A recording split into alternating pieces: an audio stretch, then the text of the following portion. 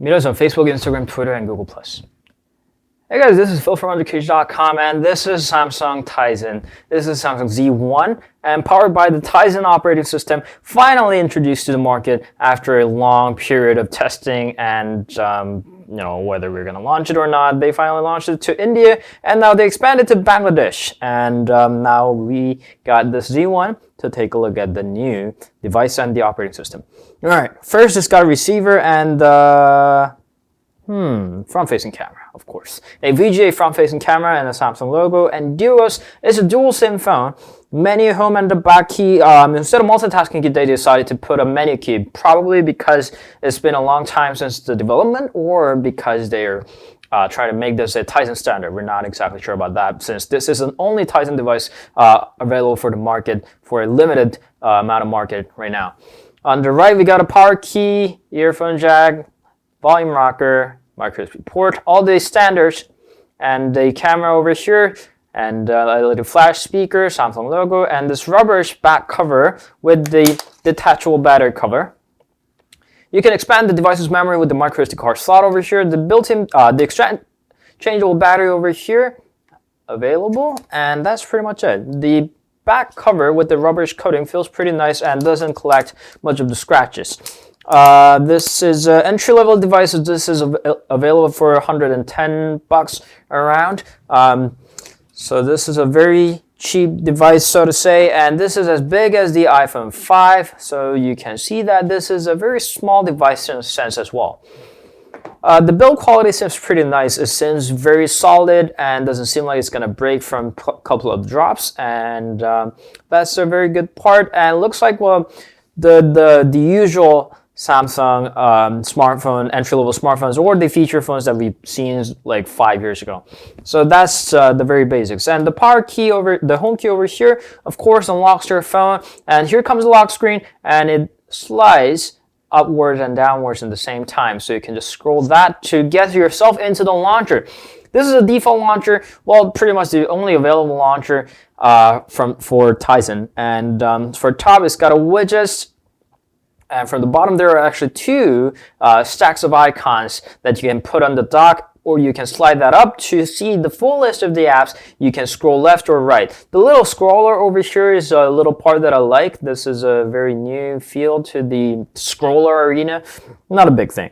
But for launcher-wise, there's one big problem, is that this is the only portion on the home screen that you can put your icons. So for Android or the iOS or all the major mobile operating systems, that your home screen was available for you to customize for yourself.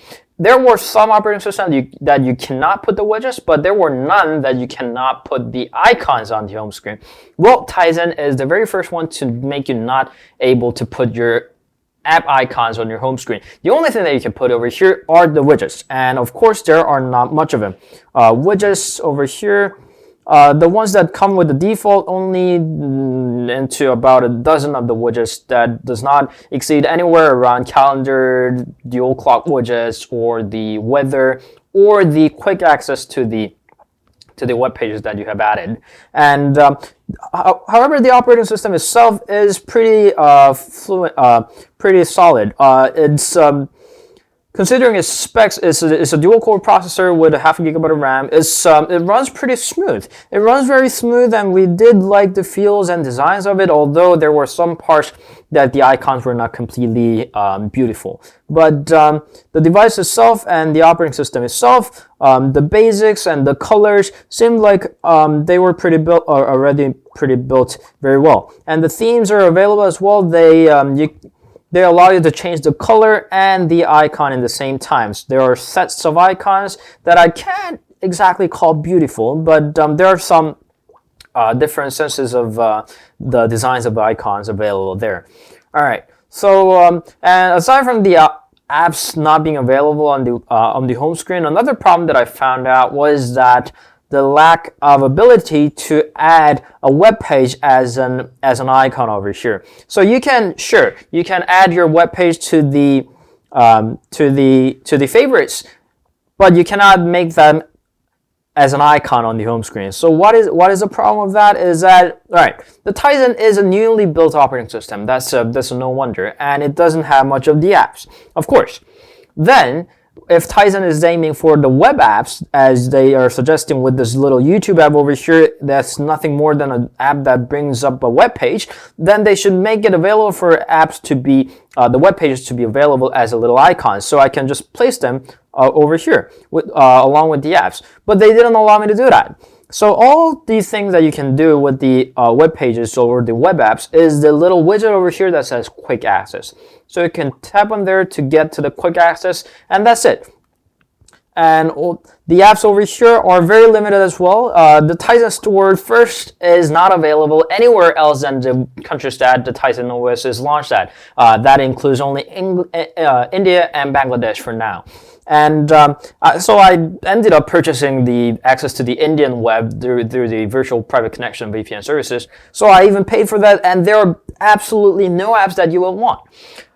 Most of the apps are converted from the Android with the compatibility layer, or the apps natively built in are nothing more than just a package of a web apps. So there are lacks of apps, and if they want to cover up the lack of app by web apps, they should have made it available for the webs to look like an app, so I can put it in a dock over here.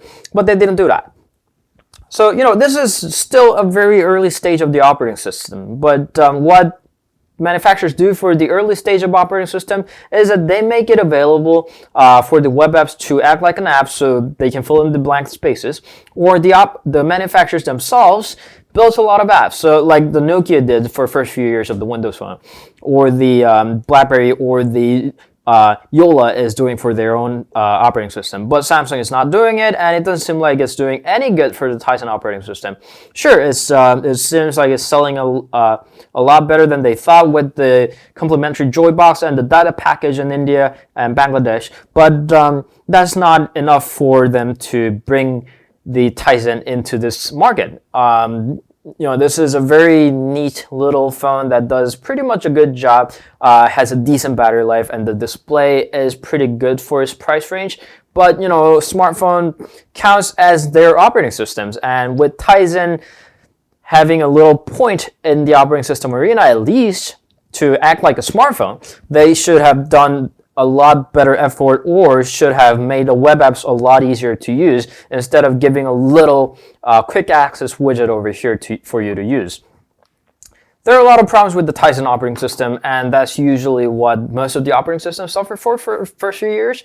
Most of them actually end up not jumping off that huddle like the BlackBerry did, or the Windows Phone, or Yola did with their operating system. We really wish there are some other competitor to the mobile world arena other than the Android or the iOS. We really wish the Tizen to be one of them, but for now there are no point at all for you to get a Tizen Power Z1. That's the period. That's pretty much it. There's nothing exclusive or amazing to the Z1 by the Tizen operating system itself, unless you really want to experience the Tizen OS, or if you are a developer that you're looking for the Indian or the Bangladesh market, there's absolutely no reason for you to get a Z1 at all. Even for a cheaper price point, there are better Android phones around there. So aside from the interest, don't. That was Samsung Tizen Z1, Samsung Z1 powered by Tizen OS, and don't buy it.